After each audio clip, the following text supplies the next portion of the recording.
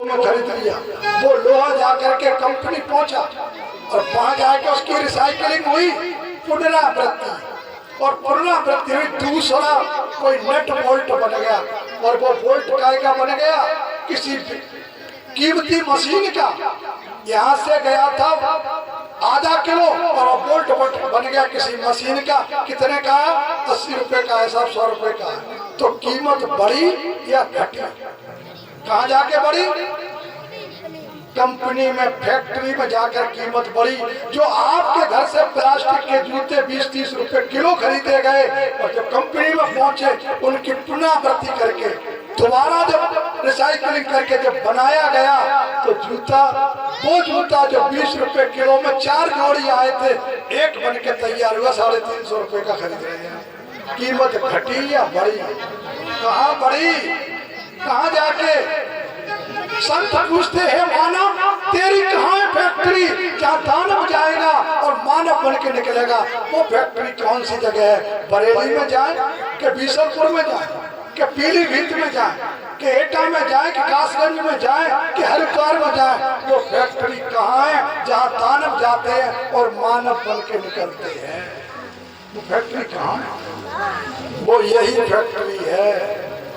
इस फैक्ट्री में दानव आते हैं, दानवी वृत्तियों को लेके आते हैं और मानव बन करके निकल के जाते हैं। ये गुरु महाराज की फैक्ट्री है। यहाँ पर आपके लिए आह्वान किया जा रहा है, जैसे बूथ लगा करके पोलियो की दवा पिलाई जाती है नहीं? तो पोलियो की दवा बूथ पर पिलाई जाती है और डॉक्टर साहब आते हैं उसमें और कहते 2 बूंद, ये बेशकीमती है, कई देशों ने मिलकर के बनाया। मैं जब डॉक्टरी करता था तो मेरे यहाँ भी बूथ लगता था, मेरे यहाँ सीएमओ वगैरह आते थे। मैंने एक बार पूछ लिया इसकी क्या कीमत है? बोले 200 रुपए 2 बूंदों की। मैंने कहा काय के लिए बना है? बोले पोलियो को जड़ से मिटा देंगे। अच्छा, पोलियो जड़ से मिट जाएगा? बोले हाँ। मेरे पड़ोस में एक दुकानदार रहता है, उसके एक हाथ में और एक पैर में पोलियो। मैं उसे लाया, में जल्दी चल, पोलियो तेरा जड़ से मिट जाएगा। लाके मैंने बैठा दिया। मैंने सीएमओ से पूछा, मैंने कहा सर इसके लिए क्या बूंदे पिलवाऊं? इसके लिए क्या बूंदे पिलाई जाए? अब वो सीएमओ मेरे मुंह में देखे। मैंने कि ये पोलियो का मरीज है, इसको क्या बूंदे पिलाई जाए? कहने लगा, पंडित जी हम तो उनको पिलाते हैं जिनको पोलियो नहीं हुआ है। हम तो वैक्सीन के रूप में पिलाते हैं कि पोलियो ना हो।